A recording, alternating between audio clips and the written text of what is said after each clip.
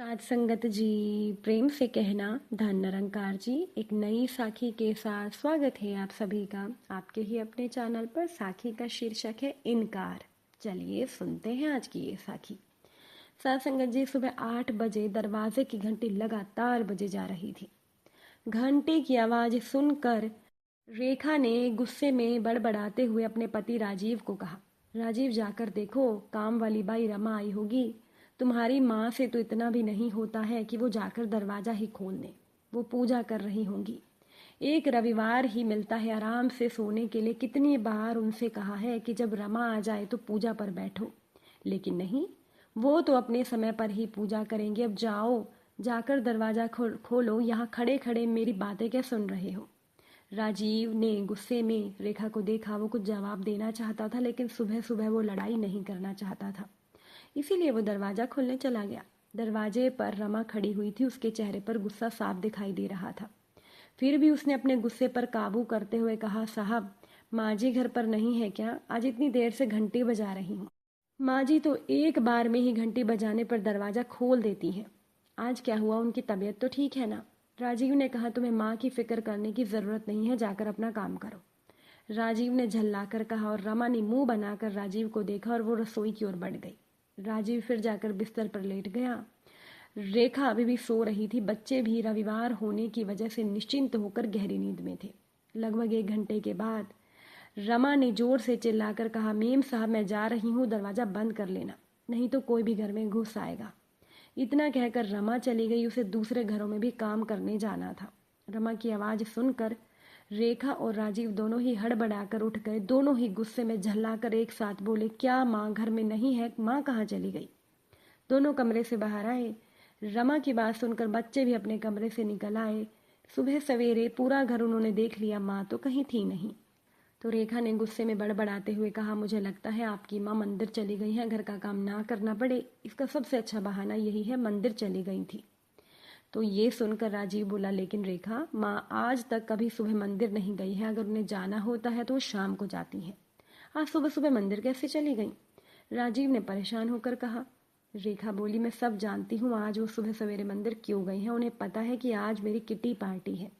मैंने उनसे कहा था कि आज मैं जल्दी ही घर से निकल जाऊंगी, पहले पार्लर जाऊंगी, वहीं से किटी पार्टी के लिए चली जाऊंगी। मुझे लौटने में देरी हो जाएगी। उन्हें लगा होगा कि उन्हें घर का काम अकेला करना पड़ेगा, इसीलिए मंदिर चली गई। आने दो उन्हें, उनका दिमाग ठिकाने ना लगाया तो मेरा नाम रेखा नहीं। रेखा ने गुस्से में दांत पीसते हुए कहा। तो राजीव ने कहा, जब माँ आएगी तब उनका दिमाग ठिकाने लगाना। अभी तुम पहले चाय बना कर लाओ। हर दिन उठते ही माँ सबसे पहले चाय का प्याला देती थी। राजीव ने गंभीर होकर कहा। रेखा बोली, मैं चाय नहीं बनाऊंगी, तुम खुद बना लो। तो बच्चे कहने लगे, माँ हमें भूख लगी है, नाश्ता बना दो, आज कुछ अच्छा सा बनाना। दादी बहुत अच्छा गोभी का पराठा बनाती है, आप भी वही बना दो। तो रेखा कहने लगी कि मैं नहाने जा रही हूँ, थोड़ी देर बैठो, अभी दादी आती होंगी, आकर वही नाश्ता बनाएंगी। मुझसे नाश्ता नहीं बनेगा। अगर इतनी ही भूख लगी है तो अपने पापा से कहो बाहर से कुछ मंगवा लो, मेरे लिए भी मंगवा देना। इतना कहकर रेखा नहाने चली गई। राजीव और बच्चों ने थोड़ी देर तो दादी का इंतजार किया। जब उनसे भूख बर्दाश्त नहीं हुई तो उन्होंने नाश्ते का ऑर्डर दे दिया। थोड़ी देर के बाद बाहर से नाश्ता आ गया और तब तक रेखा भी नहाकर आ गई थी। सब डाइनिंग टेबल पर बैठकर नाश्ता करने लगे। तो राजीव का बेटा बोला, पापा, दादी अभी तक नहीं लौटी, इतनी देर तो उन्हें कभी नहीं लगती। दादी कहाँ रह गई? कहीं रास्ते में उनका एक्सीडेंट तो नहीं हो गया? तो ये सुनकर रेखा बोली, अगर तुम्हारी माँ का एक्सीडेंट हुआ होगा तो मैं उनकी सेवा नहीं करूंगी। उन्हें क्या ज़रूरत थी मंदिर जाने की? रेखा ने गुस्से में कहा। राजीव बोला, रेखा तुम चुप रहोगी? ये बात राजीव ने झल्लाकर कही। 1 घंटा और बीत गया और अभी तक राजीव की माँ मंदिर से आई नहीं थी। सब परेशान हो गए। तभी राजीव की बेटी घबराई हुई आई। उसने अपने पापा से कहा, पापा ये देखो, दादी के कमरे से एक लेटर मिला है। दादी घर छोड़कर चली गई हैं, उनका सामान भी कमरे में नहीं है। राजीव ने घबराकर कहा, क्या? और बच्चे के हाथों से लेटर लेकर पढ़ने लगा। उसमें लिखा था, राजीव बेटा, गांव से मैं यहाँ तुम्हारे पास इस घर को और तुम लोगों को अपना समझ कर आई थी, पर तुम लोगों ने तो मुझे घर की नौकरानी बना दिया। मुझे घर का काम करने में भी कोई परेशानी नहीं थी, लेकिन इसका मतलब ये नहीं है कि मैं तुम लोगों की गुलाम हूँ। तुम्हारी पत्नी ने मुझे अपने बच्चों की आया और खाना बनाने वाली समझ लिया। पूरा दिन मैं घर में रहकर घर की देखभाल करती रही, उसके बाद भी तुम दोनों पति पत्नी बात बात पर मुझे गंवार कहकर अपमानित करते रहे। फिर भी मैं चुप रही, सोचती रही शायद मुझ में ही कमी है। पर कल जब तुम्हारी पत्नी ने अपनी माँ, बहन और सहेली के सामने मुझे अनपढ़ गंवार कहा तो मेरी अंतरात्मा मुझे धिक्कारने लगी। तब मैंने फैसला किया कि अब मुझे तुम्हारे साथ नहीं रहना। जितना काम मैं तुम्हारे घर में करती हूँ इतना किसी और घर में करूँगी तो मुझे पैसा और सम्मान दोनों मिलेगा। मैं तुम्हारे महल को छोड़कर जा रही हूँ, मुझे ढूंढने की कोशिश मत करना। तुमने तो धोखे से गांव की जमीन बेचकर पैसा अपनी पत्नी के नाम पर कर दिया। भगवान इसका न्याय जरूर लेगा। कल को तुम्हारे भी बेटे की शादी होगी। जब तुम्हारी बहू तुम दोनों के साथ ऐसा ही करेगी जैसा तुमने मेरे साथ किया, तब तुम्हें पता चलेगा। हाँ, अभी भी मैं इतनी बूढ़ी नहीं हुई हूँ कि मैं अपना ध्यान न रख सकूं। तुम लोग सदा खुश रहो यही कहूंगी, लेकिन भगवान की लाठी में आवाज़ नहीं होती। जब भगवान की लाठी पड़ती है ना, बहुत ज़ोर की पड़ती है। माँ बाप को दुख देने वाली संतानों को भगवान सजा ज़रूर देता है, ये बात हमेशा याद रखना। तुम्हारी माँ का ये खत पढ़कर राजीव स्तब्ध रह गया। उसे समझ नहीं आया कि वो क्या करे। उसकी आत्मा उसे धिक्कारने लगी कि ये उसने क्या कर दिया। वो अपनी पत्नी के साथ मिलकर माँ का अपमान करता रहा। अपनी पत्नी के प्यार में इतना अंधा हो गया कि वो अपनी माँ के आंसू भी ना देख सका। रेखा भी अपनी सास का लेटर सुनकर घबरा गई कि अब क्या होगा। घर का सारा काम उसे करना होगा। उसकी किटी पार्टी, शॉपिंग का क्या होगा। अगर वह दिन भर घर के कामों में लगी रहेगी तो अपने लिए वो समय कब निकालेगी।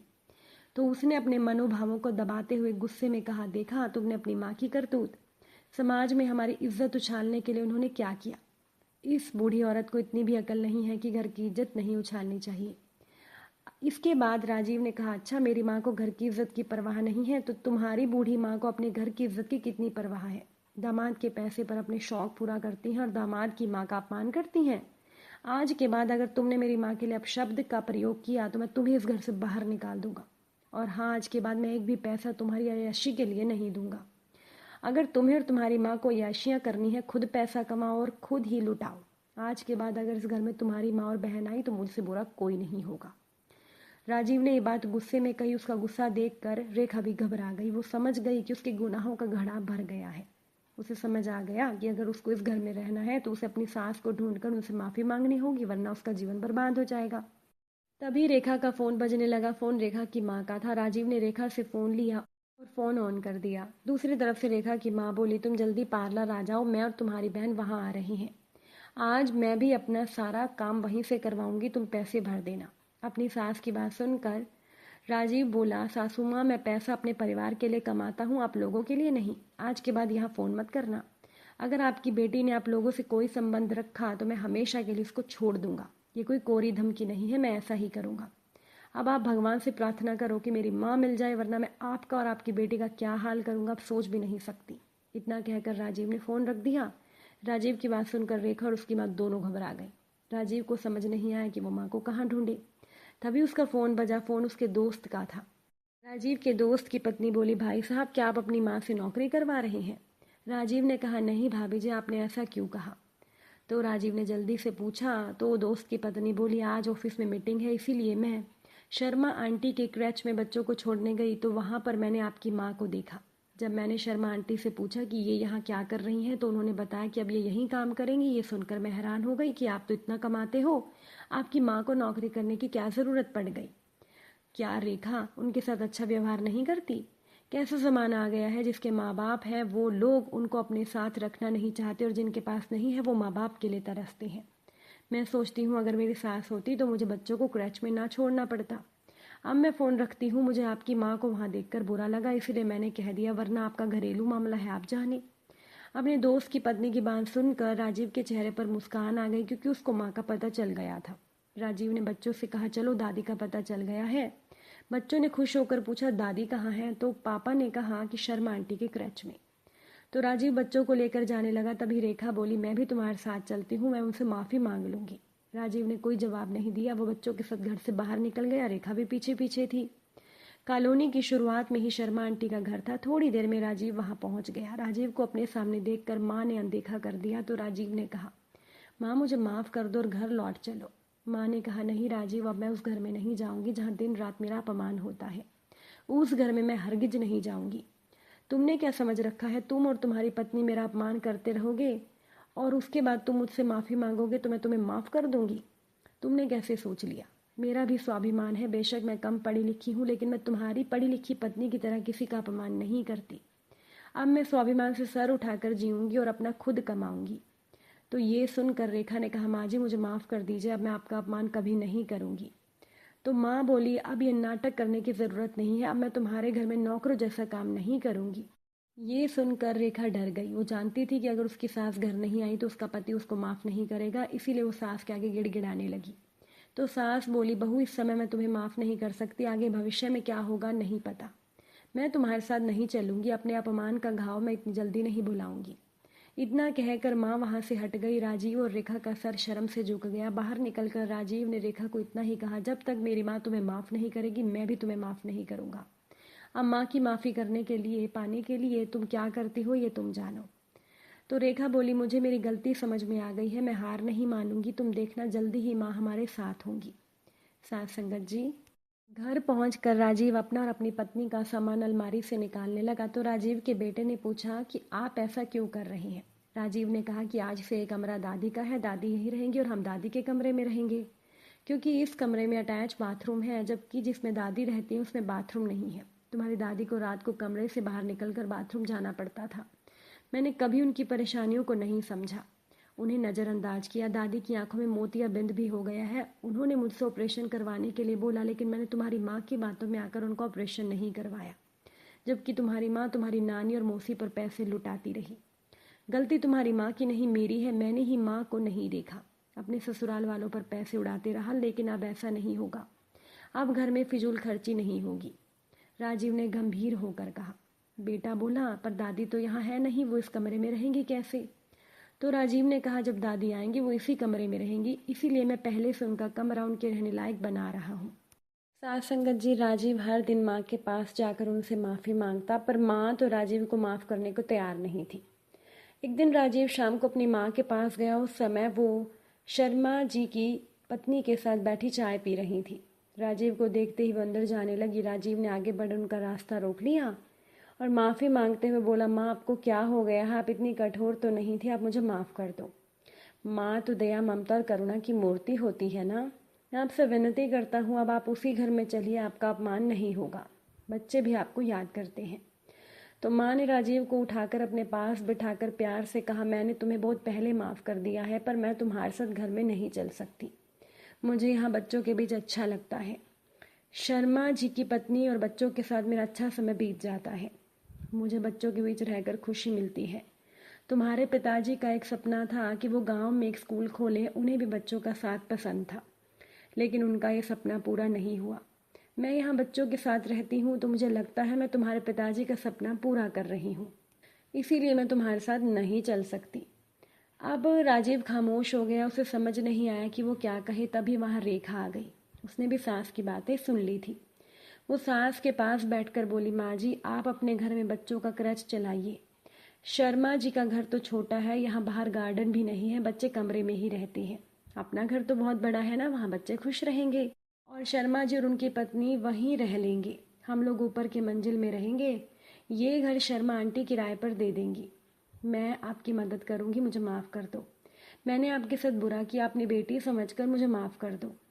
मैं अपनी माँ के बहकावे में आ गई थी, मुझे उनका स्वार्थ नहीं दिखा, क्योंकि वो मेरी माँ थी। कभी कभी अपनी माँ भी स्वार्थी होकर बेटी का घर उजाड़ने लगती है। मुझसे गलती हो गई, मैंने अपने ही घर को नरक बना दिया।